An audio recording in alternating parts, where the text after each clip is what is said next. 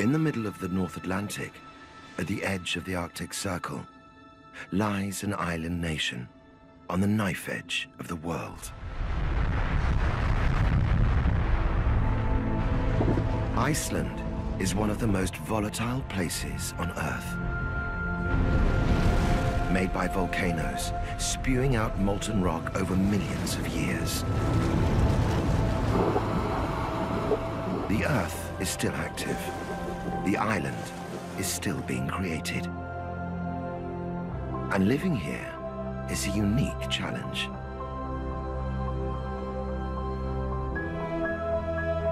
A big country with a tiny population. Huge swathes of the interior are uninhabitable. But in an unforgiving landscape, Icelanders have learned to survive. Instead of farming the barren soil, they harvest the seas.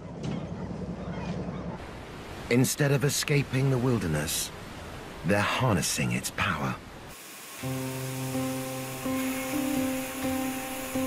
For centuries, Iceland's physical isolation has shaped and protected its people. They've developed a unique and homogeneous culture. Their language is as pure as that of their forefathers, the first Viking settlers.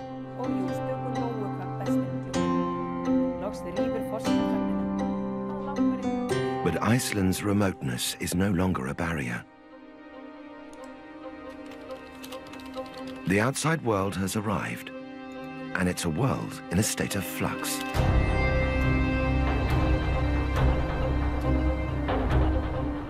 Economies are changing. Climates are warming. And energy is a commodity that everybody wants.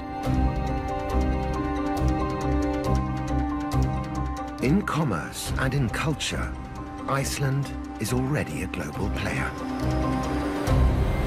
In a lamb's land, no one's listening. This far-flung island has the power to make an impact across the whole world. I'm sure, and this I believe in. This is the path it chooses will affect us all. Oh my God, I'm losing it. Tradition or progress. My senses tingle, I can hardly breathe. Nature or industry. The old ways or the new.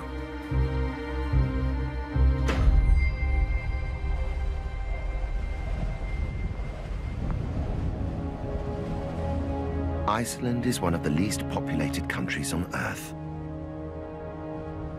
and one of the wildest.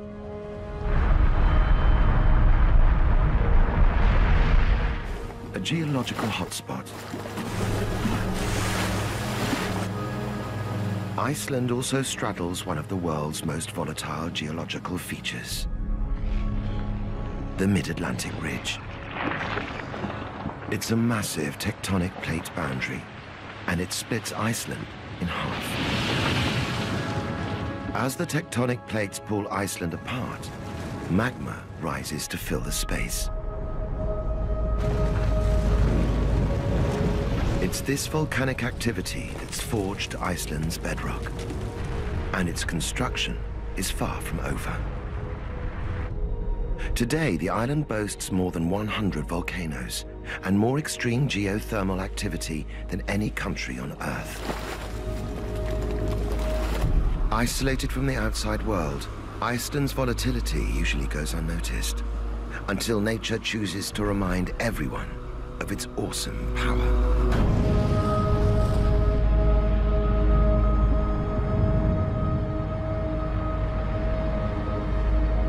In April 2010, Iceland's Eyjafjallajökull volcano erupted, bringing Europe to a standstill.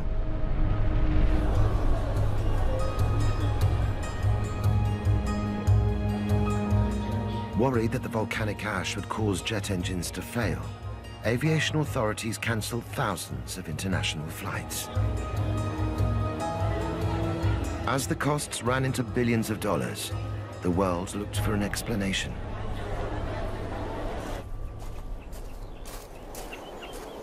The eruption that took place here wasn't big, but it was serious, because it produced so much ash. Haraldur Sigurdsson is a world expert in volcanology, living in one of the most volcanically active regions on Earth. Iceland has been inhabited for more than 1,100 years. People have lived with eruptions and felt their effects. In Iceland, it's so common, people regard it as an everyday thing.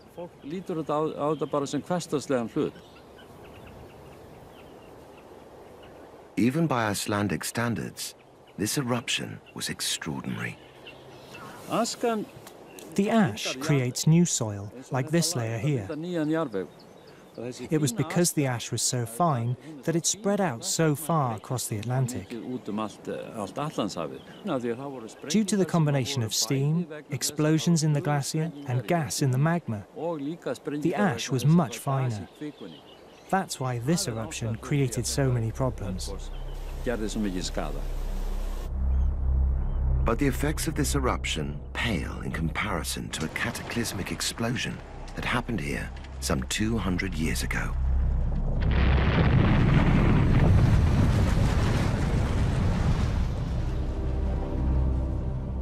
These are lava fields at Eltrian.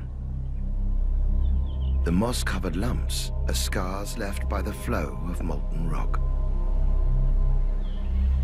The lava spewed from Lakagiga, a tectonic fissure that erupted in 1783, creating one of the biggest volcanic events in history. For 8 months, deadly ash and lava engulfed the island, killing 1/5 of its population. The ash cloud spread far, plunging the world into darkness and famine.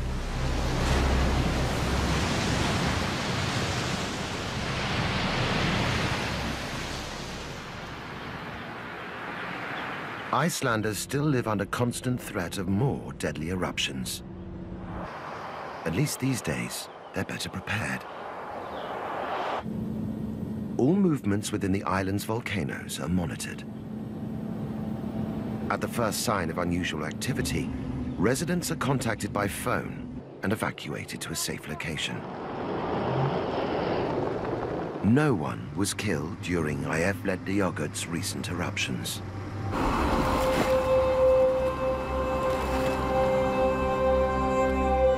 In the shadow of volcanoes, Icelanders have learned to survive. Though the country's interior is so barren, most Icelanders are forced to live on the edge, in coastal towns and cities. Reykjavik is home to nearly 40% of the population. The world's most northern national capital, the city gets just 4 hours of daily sunlight in winter and almost round-the-clock daylight in summer. Reykjavik's natural harbour is the cornerstone of its wealth, a commercial gateway and trading hub for the country's traditional produce. Fish is Iceland's superfood.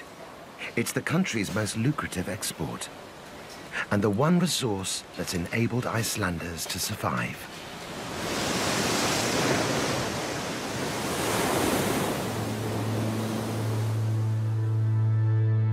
Over 1,000 years ago, when the Viking settlers first landed on Iceland's shores, the forbidding landscape loomed large.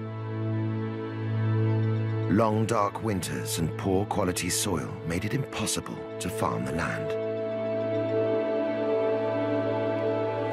But nourished by the warm Gulf Stream, the fertile waters surrounding Iceland offered a lifeline. The early islanders came to depend on fish to sustain them. They still do. Today, less than 1% of the entire island is cultivated for crops. Fishing is still a major source of income and a way of life. Fly fishing is Christian Davidsson's favorite pastime, but he spent his working life in commercial fishing. Born in a small town north of Reykjavik, he learnt his trade from his father. Christian remembers anxiously waiting at home with his mum and siblings whilst his dad was away for months, trawling the seas. It can't have been easy having 5 children in bed and a husband out at sea in all weather and not to know when he was coming back or if he was coming back. It didn't stop Christian wanting to follow in his father's footsteps. I'm trained in fish. I went to maritime college. I did my degree in fishing studies. I've spent my whole working life in fisheries in some way. It was a dangerous choice of career. Because although the North Atlantic waters that surround Iceland are plentiful, they're also wild. Turbulent weather systems collide off the island's coast, causing vicious storms and dangerous swirls.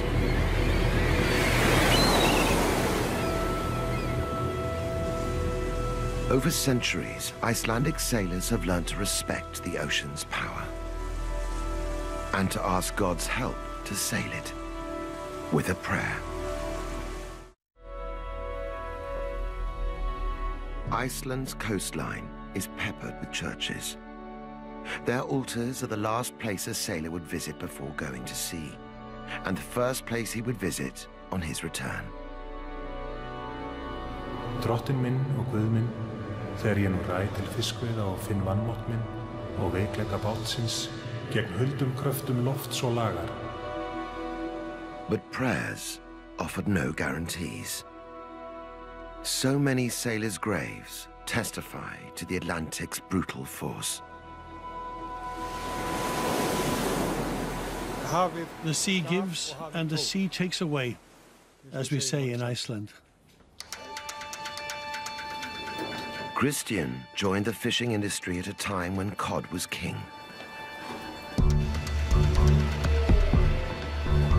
In 1991, over 1 million metric tons of fish were caught in Iceland's waters. Reykjavik evolved from rustic town to vibrant export capital. But the world that was buying Iceland's fish was changing. Banks were going global. Technology encouraged the free flow of money between nations. Realizing credit was becoming the new king, Christian became a fisheries expert in the bank's seafood division. Like many bankers, he got rich. We all started taking more holidays abroad, and the bottles in my London wine cellar increased considerably. The economy boomed. Icelanders tasted the good life and became one of the richest nations in the world for a while. Even fishermen benefited from the credit free-for-all. Banks encouraged them to take out loans secured against their personal fish quotas. Fortunes were borrowed on the promise of fish that hadn't yet been caught. Iceland was hooked on credit. But in 2008, the world economy started to wobble. Stock markets plummeted. Iceland's credit tower collapsed.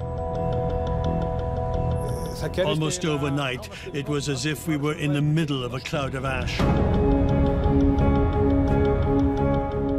The banks had mortgaged Iceland to the hilt. They'd borrowed 6 times the value of the country's gross domestic product, forcing the government into a bailout. For Christian, the news came on the eve of a big corporate presentation.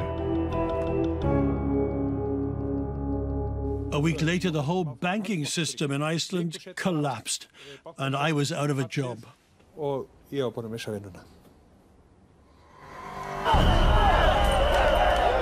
Within 6 months, unemployment rates increased 5-fold. impoverished Icelanders took to the streets. The kitchen revolution became one of the most violent protests in Icelandic history. Ousting the government that had led them down the path of ruin, the islanders demanded a return to traditional values.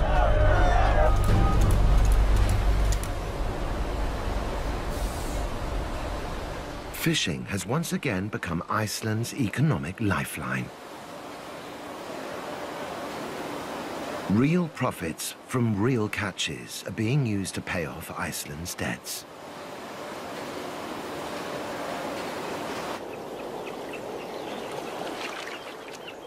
Christian, too, has returned to what he knows best. He started a fishing consultancy company, providing advice to fisheries worldwide. But it's a long road to recovery. The debts we are now responsible for are so big, we can't understand the numbers. What kind of future is there for my children? The more Icelanders engage with the outside world, the more their own world will change.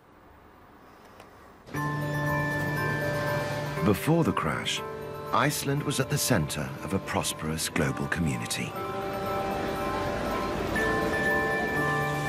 Its economic collapse propelled it back into the remote North Atlantic.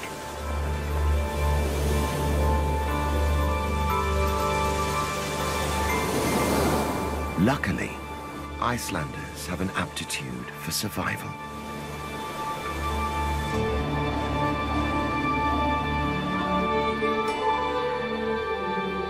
Centuries of living in an ever-shifting wilderness made them resilient. 1,000 years of isolation shaped the national character. With no neighbors to call on, Icelanders learned to be self-sufficient. With nowhere to run, they learned to endure.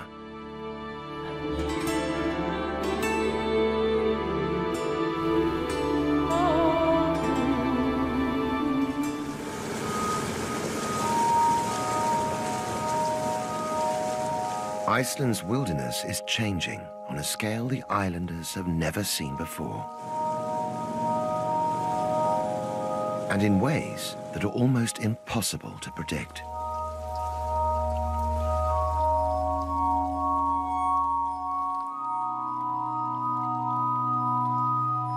In a land of snow and ice, the effects of global warming are easy to see. The glaciers that cover 11% of Iceland's landmass are melting.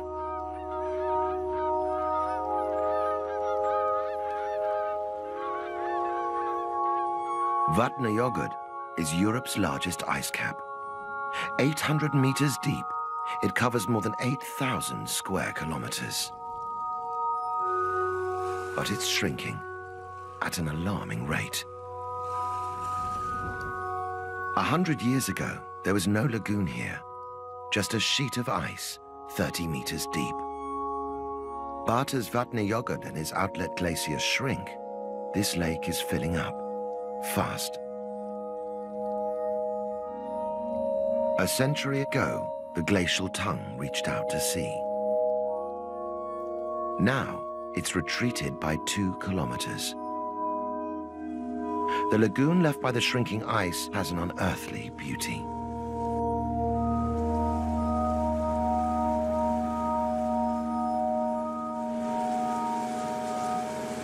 Tourists come to watch this spectacle of global warming happening before their very eyes.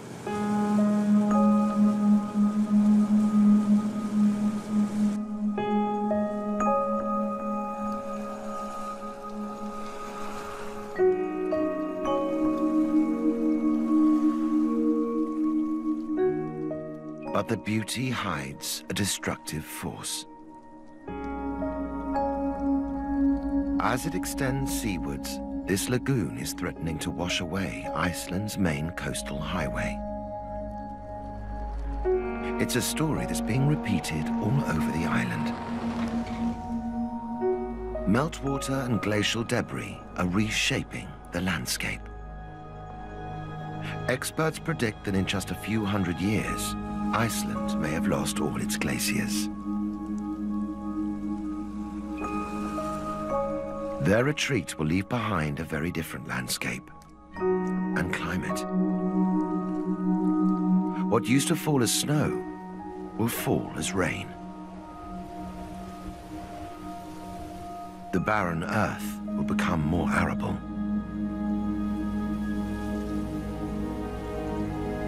And sediment washed down from the mountains will transform the coastal ecosystem. As the world warms, Iceland's isolation is melting away.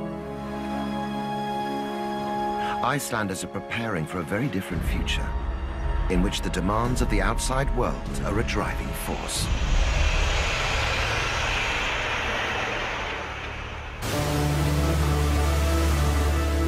Many believe it's natural energy that will propel Iceland forward. The landscape is alive with it. It cuts across the earth. It seeps from the ground. Icelanders are world leaders in harnessing its potential. Almost all homes are heated by geothermal energy.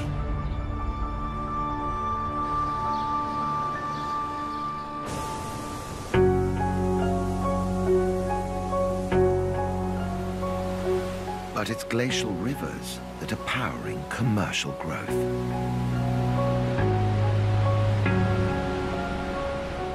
Fast and furious, their potential to generate hydroelectricity is massive, and industrial prospectors are queuing up to harness it.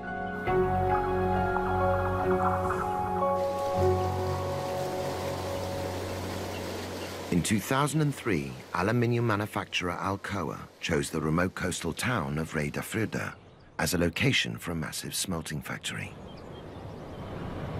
This is one of the biggest industrial developments in Iceland's history. At temperatures of 950 degrees Celsius, liquid aluminium is smelted using high-intensity electrical currents. This process requires huge amounts of energy, and it's hydropower that supplies it, 24 hours a day, 7 days a week. In the aluminium plant, they have to keep going round the clock. Hansína Óladóttir works in the pot room, where the liquid aluminium is extracted from the powder ore. It's tough manual work, but women make up almost a quarter of Fjarðaál's total employees. The factory draws its entire 2,000-strong workforce from the local area. It's shift work. The hours are long, but people aren't complaining.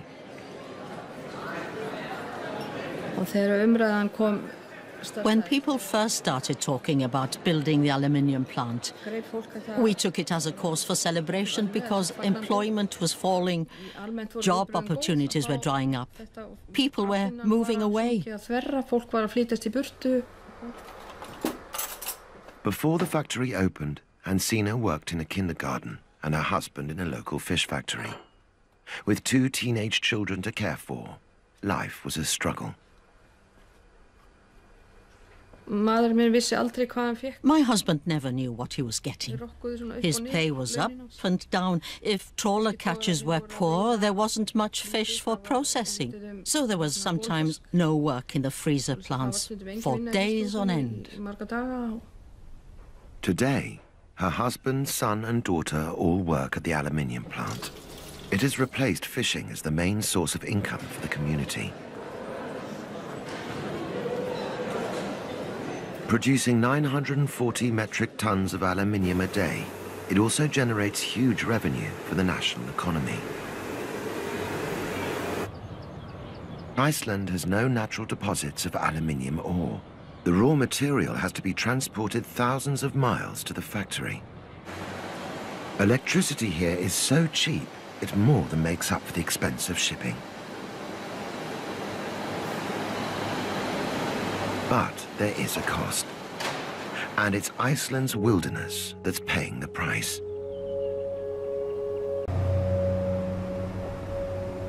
Some 50 kilometers east of the smelting plant lies a subterranean powerhouse. 75 kilometers of tunnels direct tons of water per second through gigantic turbines. 2 glacial rivers have been dammed and channeled to flow through this energy labyrinth. And the hydropower they create all goes to power the smelters. It's a massive engineering operation. And above ground, the scars run deep.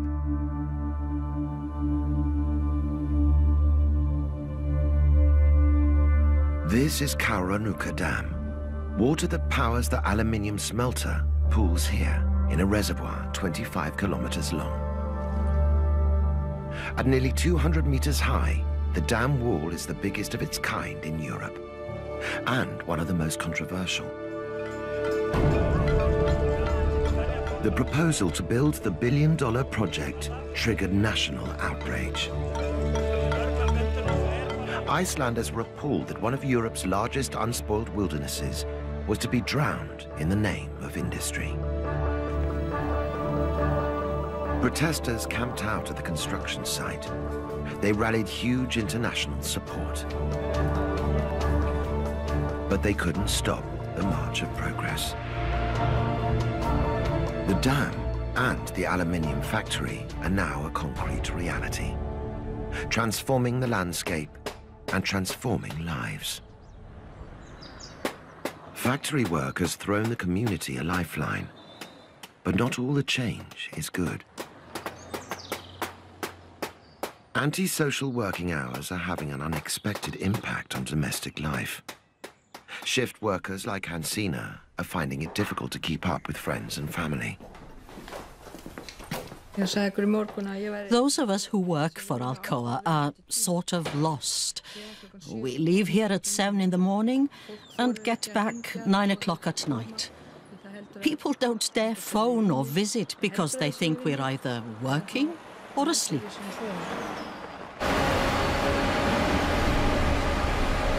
To make sure they stay in touch, Hansina gives out copies of her work timetable to friends. With the collapse of the banks, if it hadn't been for the aluminium plant, we would probably have gone bankrupt. Now the future is bright.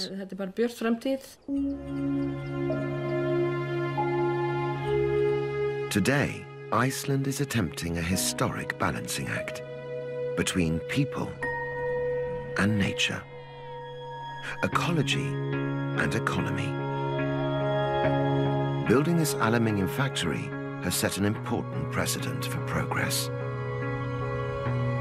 And there's a good argument for building even more smelters as global warming takes effect.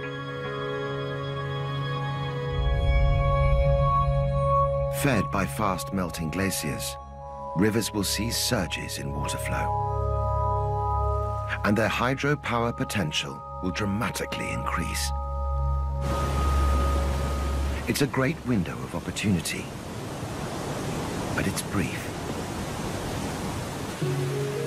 Experts predict the surge will last 50 years or so, after which it'll fade to almost nothing as the glaciers that feed the rivers dry up. Many believe industrialization isn't Iceland's only option.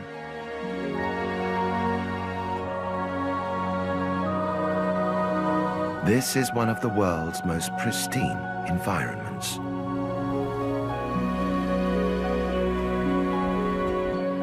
One of the most sparsely populated countries on Earth.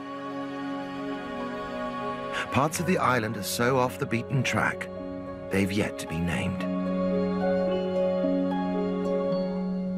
But the forbidding terrain that's kept humans at bay for so long is now drawing them in. Today, visitors come to be amazed at Iceland's extreme beauty and the creatures that inhabit it.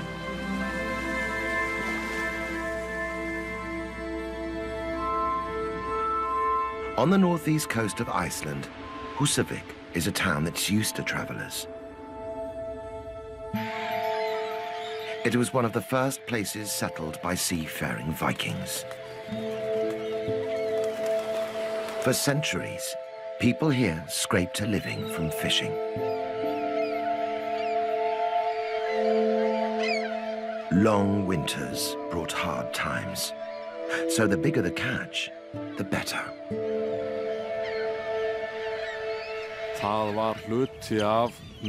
It was part of the culture here in former times that people went and got whatever food they could find. Minke whales, dolphins and porpoises.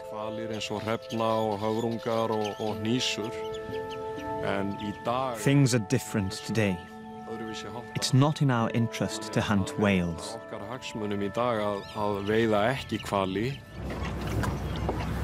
Today, Húsavík has reinvented itself as the whale-watching capital of Iceland.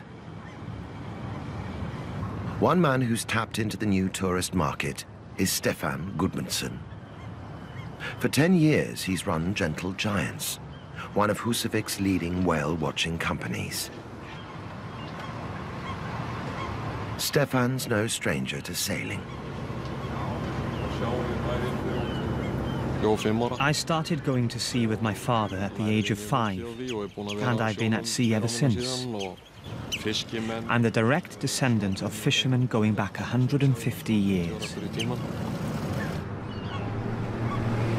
Although born and raised in Húsavík, Stefán, like many islanders, left to pursue his maritime studies.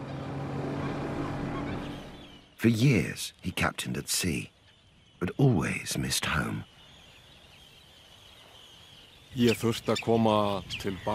I needed to come back. My roots are here. I've always loved nature, fish, birds and whales. I can completely lose myself in it.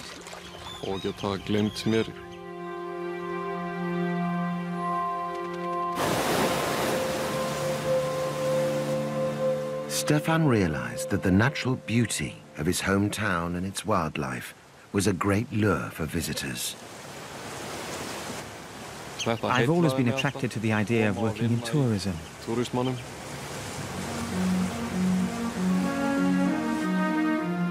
He and his friends converted an old whaling boat and set sail.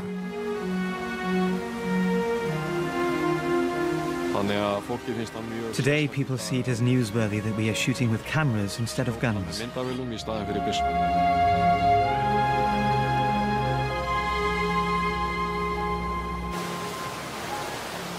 Gentle Giants is one of the many companies that ferry tourists from Húsavík out to sea to view one of nature's most breathtaking sights.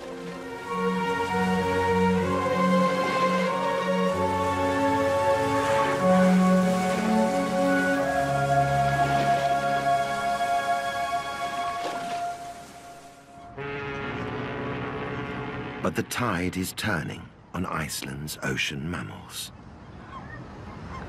Breaking an international ban, the government recently sanctioned the return of whaling to Iceland's waters.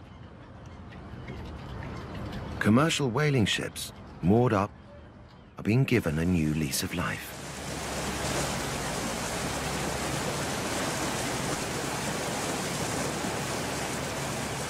It's legal once again to kill the remarkable creatures which the tourists come to watch. Southerly winds, more or less, and the whales are here.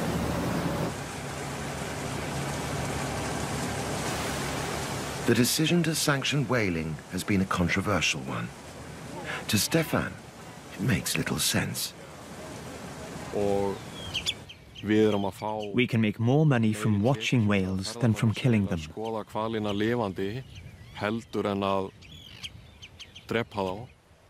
Commercial hunts would generate just 1/5 of the income of whale watching. But many Icelanders fiercely defend their right to hunt. It's an age-old tradition they believe should be upheld, despite international protest.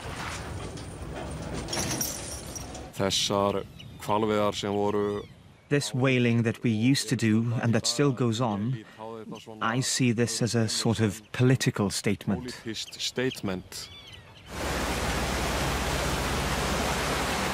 The paradox of whale watching alongside whale hunting poses a dilemma for some tourists. If they stay away from Iceland in protest, it could spell disaster for Húsavík.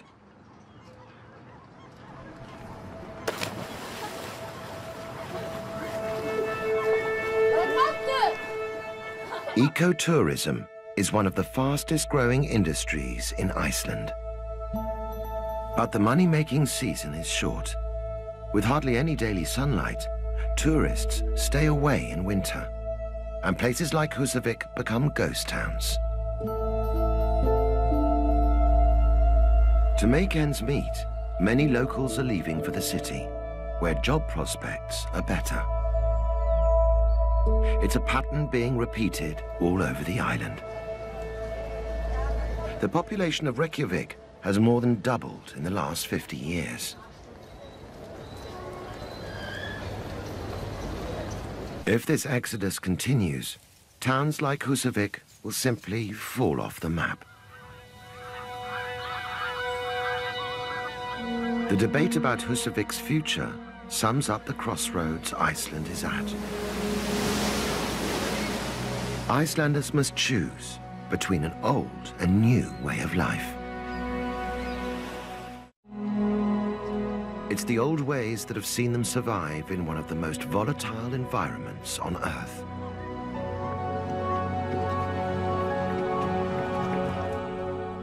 But though remote, Iceland is no longer alone.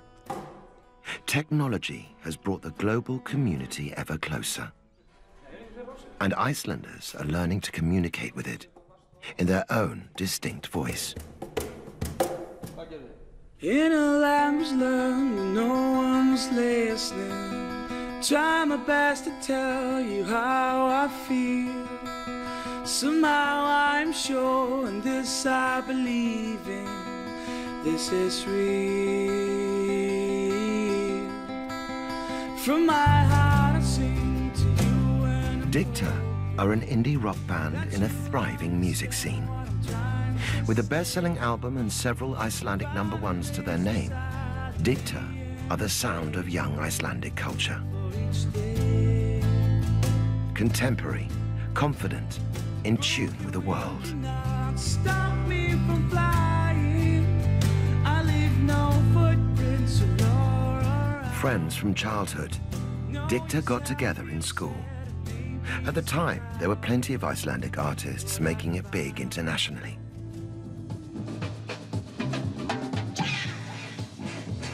Björk and Sigur Rós opened doors for Icelandic music abroad. It's simply unbelievable that a country of 300,000 people can boast two such successful artists. Dicta are part of a new generation for whom city life is the norm. Reykjavik boasts one of the most vibrant music scenes in Europe. But even here, opportunities are limited.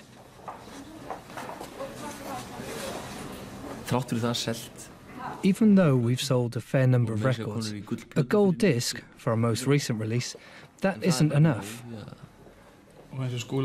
Only a tiny number can make a living from music because the market's incredibly small. A gold disc is 5,000 copies. All the boys work full-time outside of the band.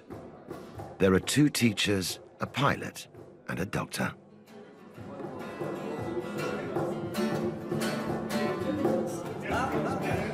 If Dicta want to give up their day jobs, they must appeal to a wider audience. If you're looking to extend beyond the Icelandic market, which most people do, because the Icelandic market is so small, then it helps to sing in English, because it's an international language that most people understand. Many Icelanders are bilingual. English is the unofficial language of business here, but Icelandic has always been the language of the arts. Singing in English is a break with tradition.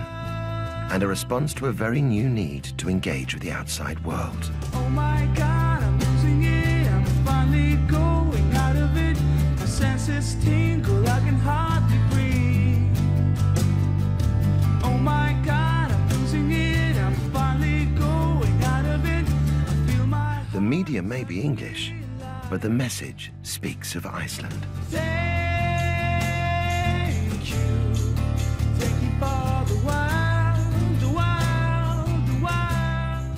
Það hefur verið landlægt á Íslandi. There's a common phrase we use. Ákveðin frasi sem að It'll work out. þetta reddast. Just dive in and do something. Bara gerum bara eitthvað og bara We're just going to dive in. We're just going to do it, but do it well.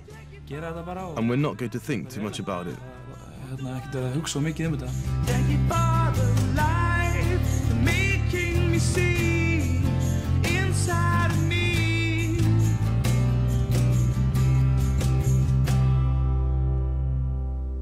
Dicta's confidence is typical of Icelanders' approach to an ever-changing world. Isolated for years, they've developed a strong sense of self and the confidence to adapt in the face of change.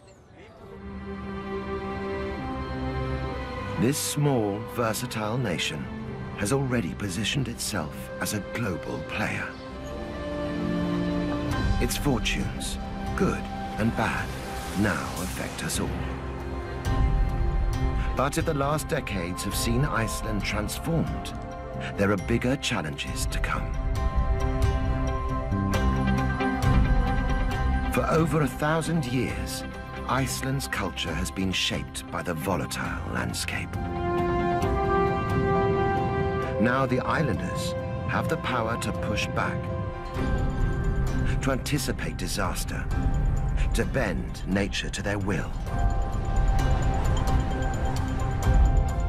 But for how long? Once again, fishermen are the champions of Iceland's economy. But the seas aren't an endless resource.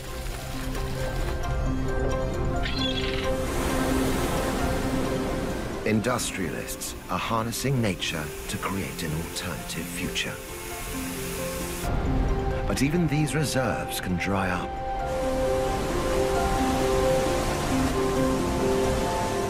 As the world is warming, Iceland sits at a crossroads, searching for a sustainable path.